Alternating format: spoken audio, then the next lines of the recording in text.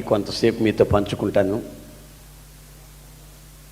నాతో చాలామంది ఏమండి ప్రభువుని మేము నమ్ముకున్నాం,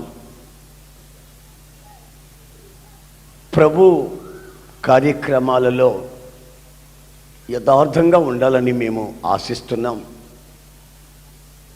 ప్రార్థిస్తున్నాం, వాక్యం చదువుతున్నాం. కానీ మా జీవితంలో అప్పుడప్పుడు ఒడుదుడుకులు జరుగుతున్నాయి. పడిపోవడం లేయడం, పడిపోవడం లేవడం, అలాంటి స్థితిగా ఉంది. దీనికి జవాబు ఏంటంటారు? ఇలా పడిపోవడం లేవడం ఆత్మీయులకు సహజమేనా?